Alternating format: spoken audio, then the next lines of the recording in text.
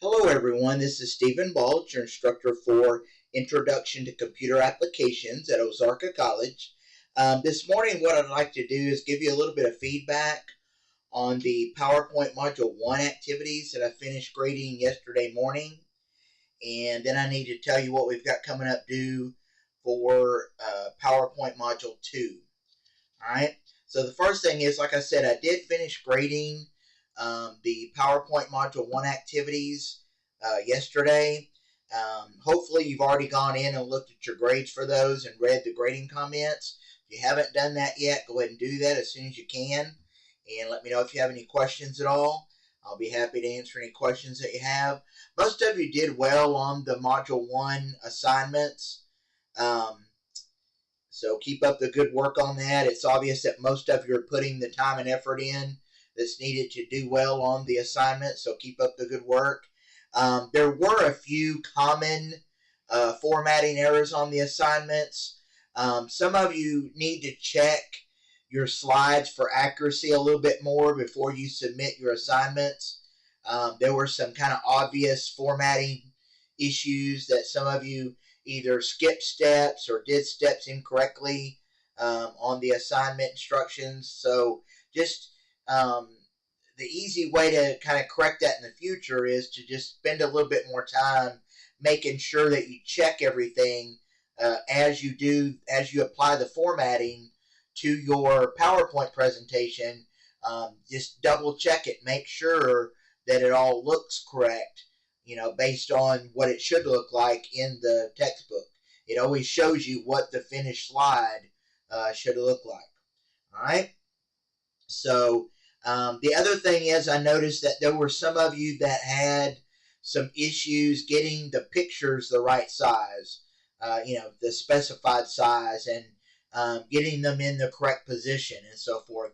The easy way to correct that, or to verify that you have the correct size and in the right position, is to, on the sizing, check the height and width boxes in the size group and on the ribbon, and make sure that you have the correct height and width of each of your pictures on your slides.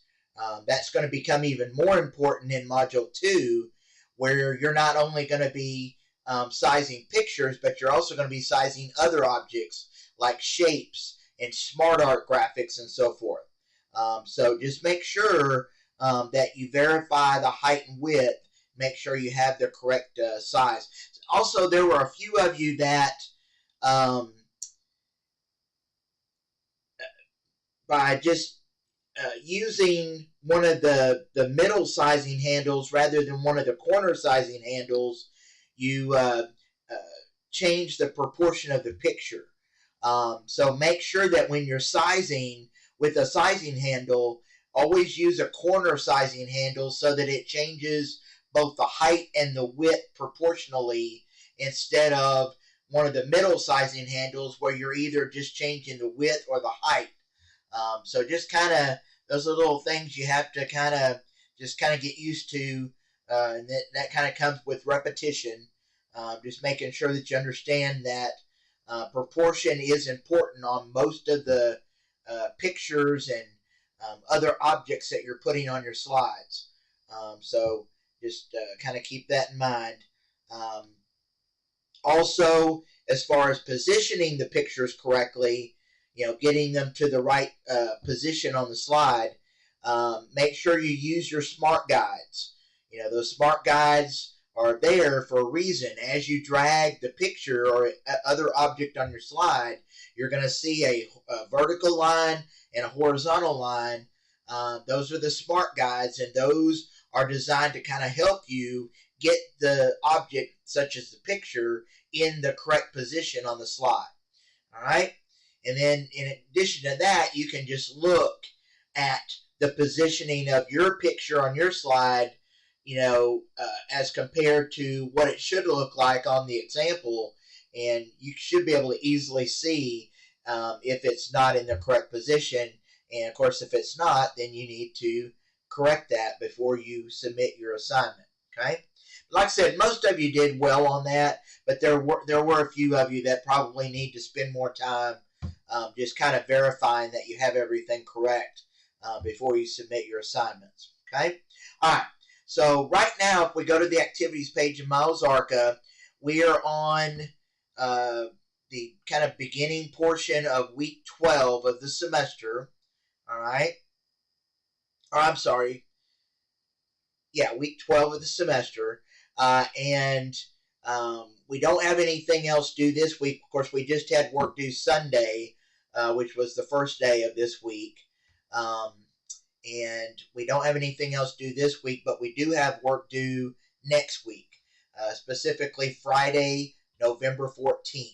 So you've got just a little over a week to be working on the PowerPoint Module 2 activities. So you've got the PowerPoint Module 2 assignments 1 through 3, and then you also have the objective test all due by Friday of next week, which is the 14th of November. Okay? So be working on those. Don't wait until next week to get started. Go ahead and start on them this week, because the PowerPoint Module 2 assignments will take considerably more time than the Module 1 assignments did. So just kind of keep that in mind. Module 2, by the way, is where we're going to learn some more advanced features of PowerPoint. Of course, in Module 1, we just kind of introduced you to what PowerPoint is and the basic features of PowerPoint. We did some basic formatting. But in Module 2, we're going to take what we learned from Module 1 and expand on that. Specifically, you're going to learn, like I mentioned earlier, in addition to pictures, you're going to learn how to insert and format shapes and smart art graphics and so forth. You'll also learn how to apply transition effects to your slides. So there will be some new features kind of introduced in PowerPoint Module 2.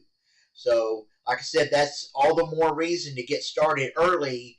Make sure that you get everything completed on time.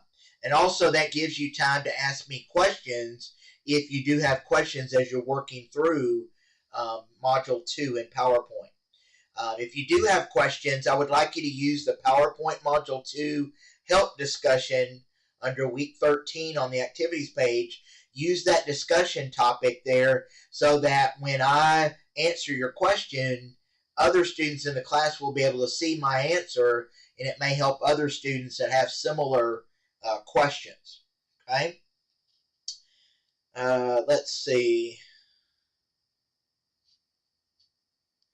Make sure that you're using all the resources that are available to you. Of course, on the assignment 1 page there, you've got all of the links to the pictures that you need to insert into the slideshow or presentation. And you also, I've included demonstration videos down here at the bottom where I take you step by step and show you how to complete each of the instructions steps to complete the presentation in PowerPoint. And then once you've done the assignment 1 with the demonstration videos, then the assignments 2 and 3 are very similar to what you just learned in assignment 1. So you can kind of carry that forward to those other assignments. Okay, so be working on those. Like I said, also make sure that you are reading all of the instructions here, especially in PowerPoint. There are some things that have changed in Microsoft Office since the textbook was published, and so I've included some kind of extra information there under instructions on the assignment page. So you need to make sure you carefully read through that so that you're able to find everything that you need to complete that assignment. Okay? All right, so everything you need should be on the assignment page. If you do have questions, like I said, just let me know. And that's really all I have for you for today. So enjoy the rest of your week and your weekend, and I will talk to you again next time. Thank you.